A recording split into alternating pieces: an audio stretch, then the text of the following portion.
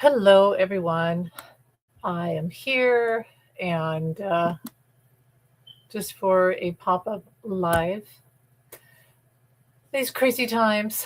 I don't even have a big filter on. You can't see me with the window open, with the curtain open. You can't see me, and I look like a ghost as usual. So I put this. Working with contrast, and anyway, I like black and white anyway. But that's a whole other story. But I was trying to do stuff for my Beetle channel, but StreamYard is like, oh, if you want to do a second channel, you can't have all the features. So it's like, well, that's not okay. But anyway, here I am.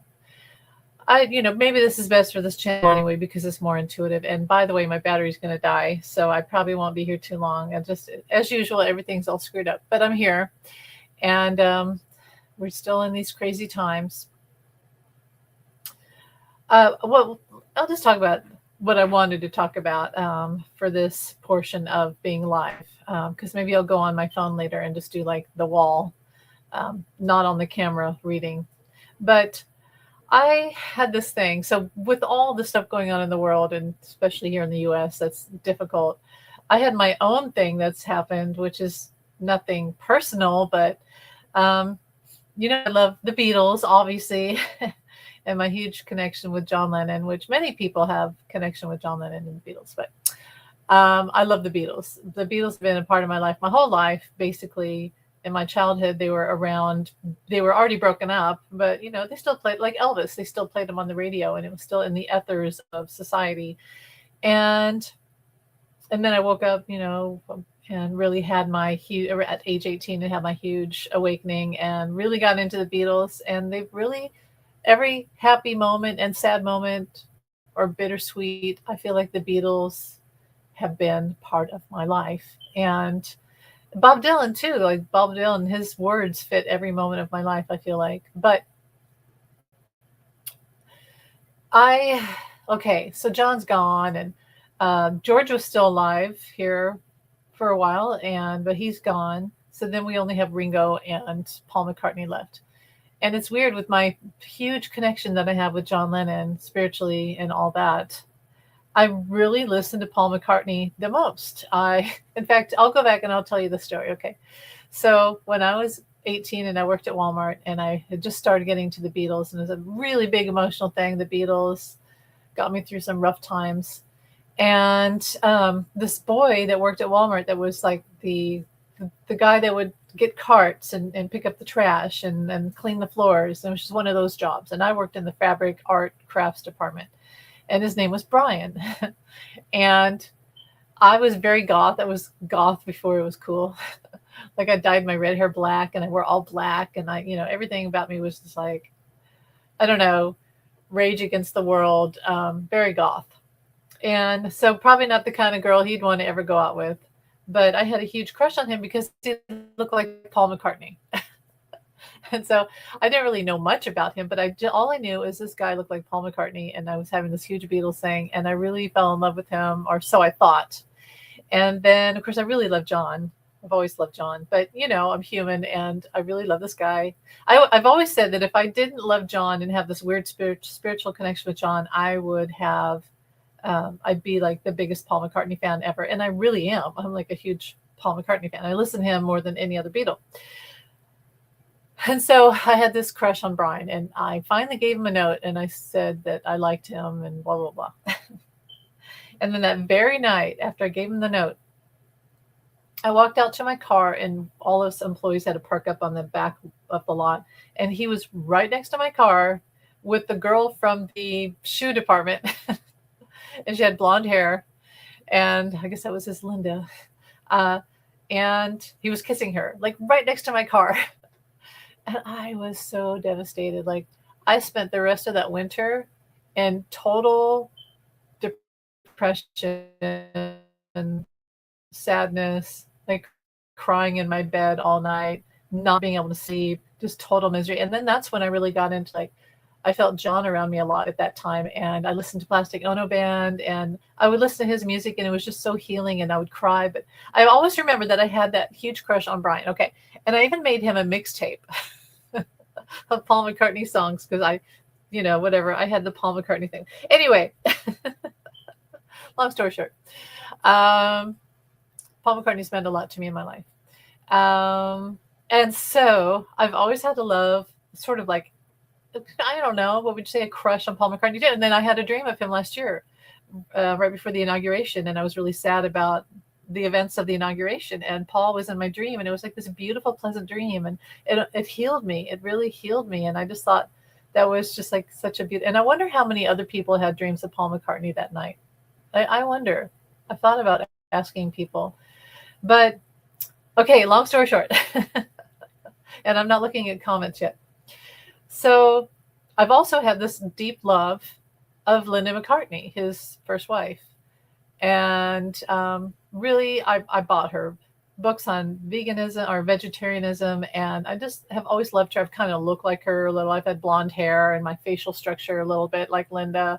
And she was a photographer and very artsy. And anyway, and she also had a very funny sort of androgynous thing about her. And I just always loved that Paul and Linda. And I did a video a couple years back where I channeled because she wanted me to tell how they met.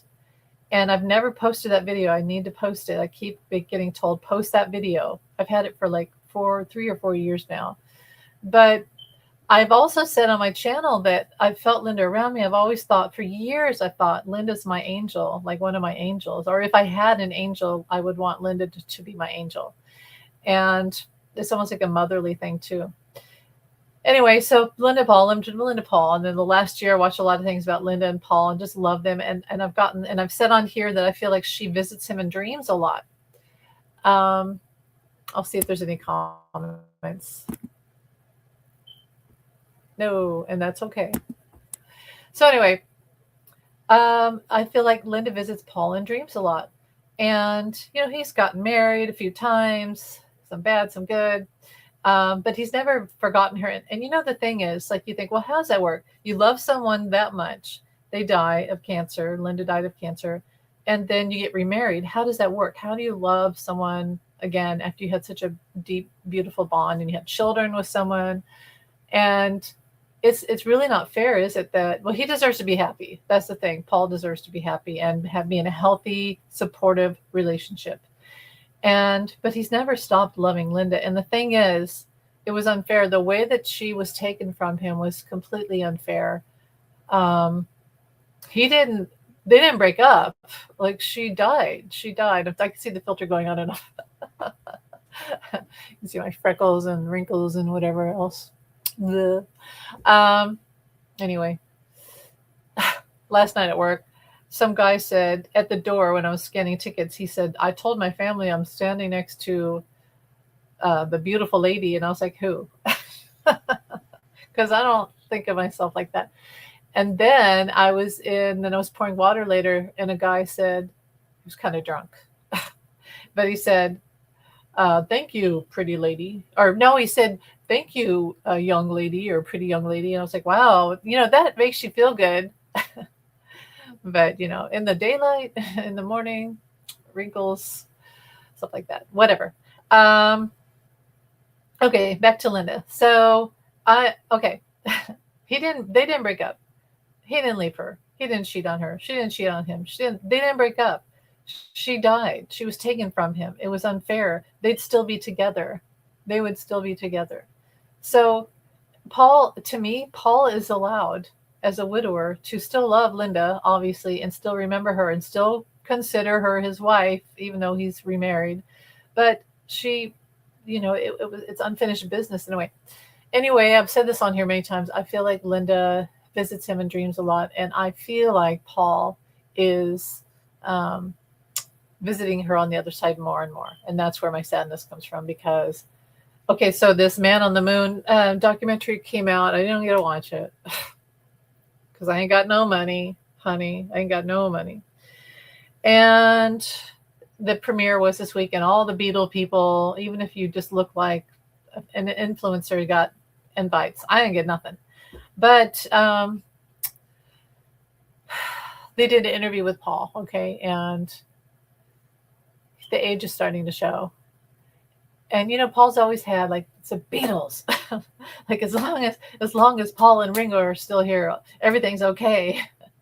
And like, I think this is the first time that Paul's ever really focused on and mourned, allowed himself to look back at that time with Linda, the 70s, and because it's very painful for him. I don't think he's ever really mourned her. And this in this documentary, he finally looked back in depth at their life together. And there's a danger to looking back because it can cause dementia and things like that. And you start to accept that you're not moving forward anymore. You look back, you're not moving forward. And I think moving forward is always the best thing to do in your life because it gives you a reason to wake up every day and it keeps you going, keeps you young and all that. But he's looking back and he said something like, he said, looking at the footage, she was so beautiful, he said. She was so cool and just so beautiful. It's almost like he hadn't remembered that or something. And it was so touching, but also so sad. And I literally have been breaking down all day because the thought of Paul ever leaving this earth, which it will happen. And I feel like Linda's calling him back more and more to her on the other side. And all this, my whole life of the Beatles and loving Paul and loving all of them, but like he's still here. And it's like, as long as he's still here, it's all cool, right?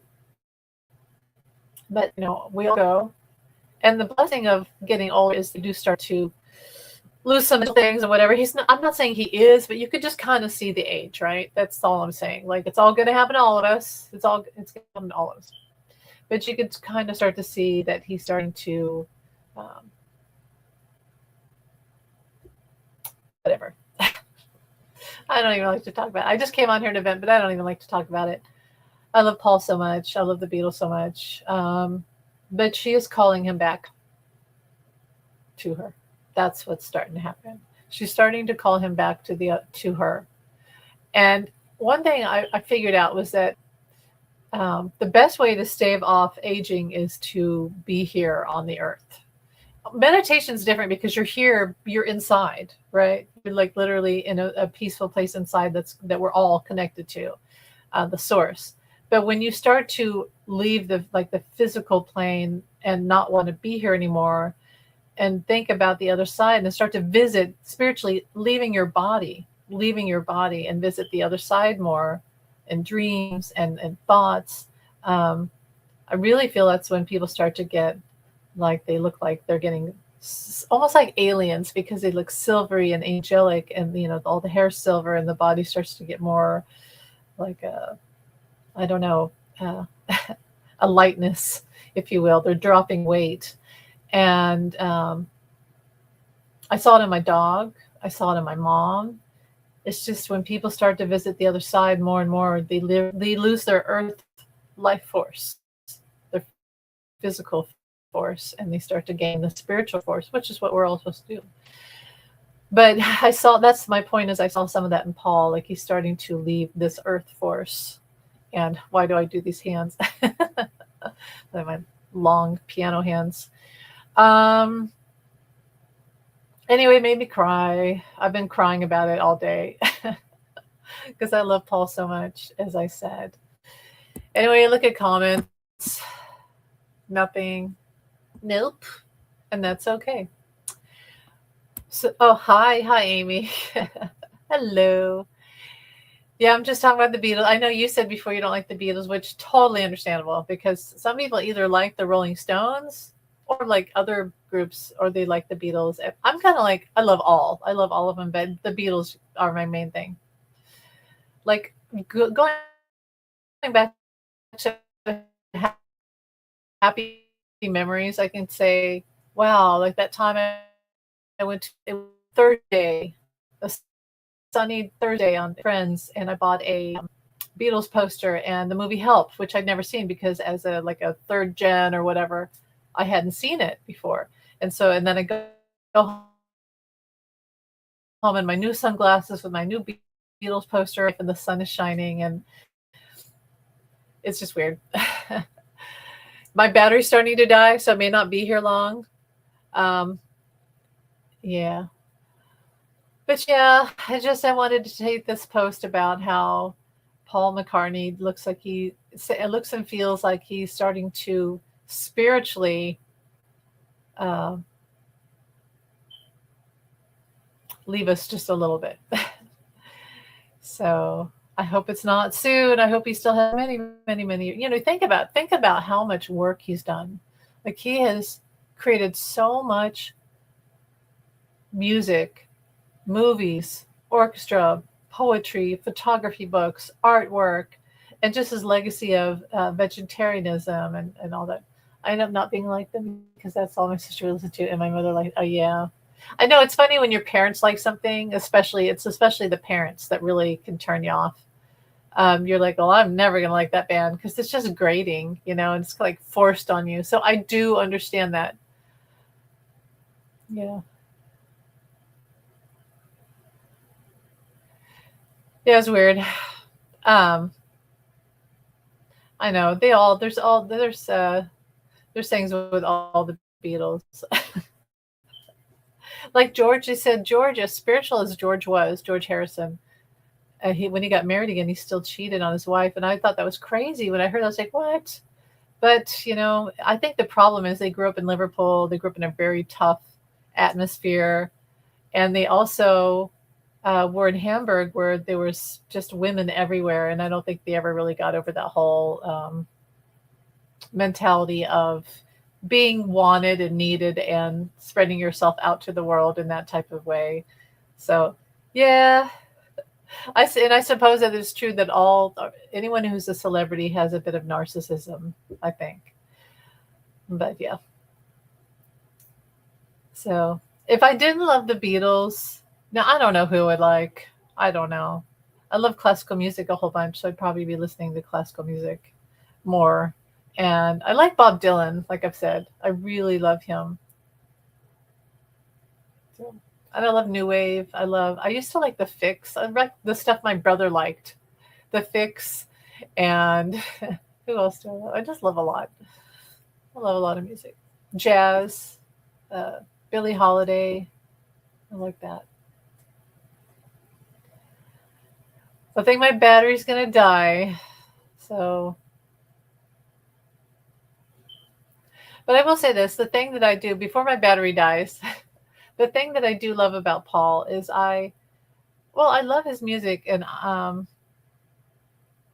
feel that I love the way that what the Beatles brought to the world, as far as that they wouldn't segregate their audience. They made sure women, girls could buy tickets, could afford tickets, and they always wrote the best and played to the top of their ability, knowing that their fans were like 14-year-old girls, but they still gave everything.